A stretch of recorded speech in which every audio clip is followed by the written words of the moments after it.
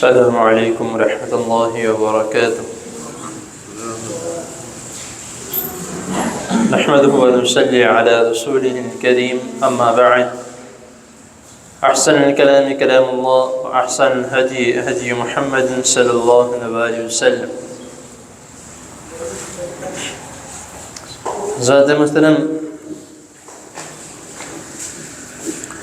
اللہ تعالیٰ کی توفیق سے جنازے کے احکام و مسائل آپ کے سامنے اختصار کے ساتھ بیان کیے جا رہے ہیں۔ پچھلی نشست میں آپ کو بتلایا گیا تھا کہ کیونکہ میت کے فوت ہو جانے سے لے کر اس کا نماز جنازہ، جنازوں کی دعائیں، جنازے کا طریقہ، سارا کچھ آپ کو بیان کر چکا ہوں۔ آج سے جو ہے وہ قبروں کے متعلق کہ قبر کس طرح کی ہونی چاہیے اور میت کو قبر میں کس طرح اتارا جائے وغیرہ وغیرہ ساری اس طرح کی باتیں انشاءاللہ تعالی بتائی جائیں گی۔ سب سے پہلے جو ہے قبر کی کھدائی کے متعلق، جو کہ رسول اللہ صلی اللہ علیہ وسلم نے اس کے متعلق یہ بتایا ہے کہ اللحد لنا والشق لغیرنا، قبر کی دو قسمیں ہیں، ایک لحد لام حا اور دال، اور ایک شق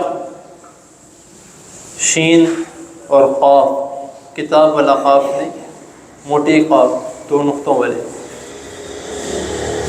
لحد کا جو طریقہ ہے اس کو اردو زبان میں جو ہم کہتے ہیں کہ وہ بغلی قبر، کھدائی کر کے پھر قبلے کی جانب جو ہے میت کو رکھنے کے لیے اندر جگہ بنائی جاتی ہے، اس کو بغلی قبر اور عربی میں لحد کہتے ہیں۔ اور شق، جس طرح عموماً ہمارے معاشرے میں جس کا رواج ہے کہ بالکل سیدھی قبر، اوپر سے تھوڑی زیادہ بڑی، پھر اندر سے تقریباً 3 فٹ کی اس کی چوڑائی تقریباً، جو رسول اللہ صلی اللہ علیہ وسلم کا طریقہ کار ہے، صحابہ کرام کا طریقہ کار ہے، وہ زیادہ لحد پہ ہے۔ اور ایک صحابی کے متعلق آتا ہے کہ وہ بیان کرتے ہیں کہ جب مجھے دفنایا جائے تو میری قبر جو ہے جس طرح رسول اللہ صلی اللہ علیہ وسلم کی قبر مبارک تیار کی گئی تھی، میری بھی اس طرح کی جائے۔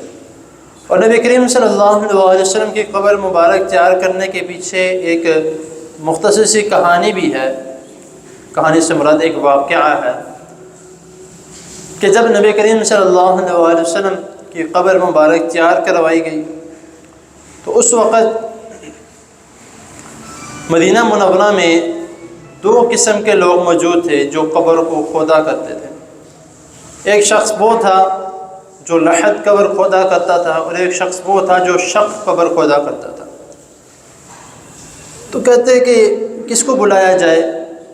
نبی کریم صلی اللہ علیہ وسلم تو حکم دیا ہے کہ لحد قبر جو ہے وہ ہمارے لیے ہے، کہ اللحد لنا والشق لغیرنا، کہ لحد ہمارے لیے ہے اور شق دوسروں کے لیے ہے۔ انہوں نے کہا کہ استخارہ کرتے ہیں، دونوں کو بلاوا بھیجتے ہیں، جو پہلے آ گیا اس سے قبر کھدوائی جائے گی۔ دونوں کو بلاوا بھیجا گیا تو جو لحد قبر بنانے والا تھا وہ پہلے پہنچ گیا، اور پھر رسول اللہ صلی اللہ علیہ وسلم کی قبر مبارک لحد کے طریقے سے بنائی گئی۔ اب یہاں پر جو الفاظ ہیں وَالشَّقُّ لِغَيْرِنَا، اس سے مراد یہ نہیں کہ غیر مسلموں کے لیے، اس سے مراد یہ ہے کہ غیر مسلموں کی مشابہت ہے، کیونکہ یہود و نصارہ کی جو قبریں ہیں، کیونکہ جو مشرک ہیں وہ تو میتوں کو جلاتے ہیں، جو یہود و نصارہ ہیں، یہودی اور عیسائی، وہ اپنے میتوں کو دفناتے ہیں۔ تو ان کا جو طریقہ کار ہے وہ یہ ہے، شق، وہ سیدھا مکمل ایک گڑھا کھودتے ہیں اور اس میں جو ہے وہ اپنے میت کو دفناتے ہیں۔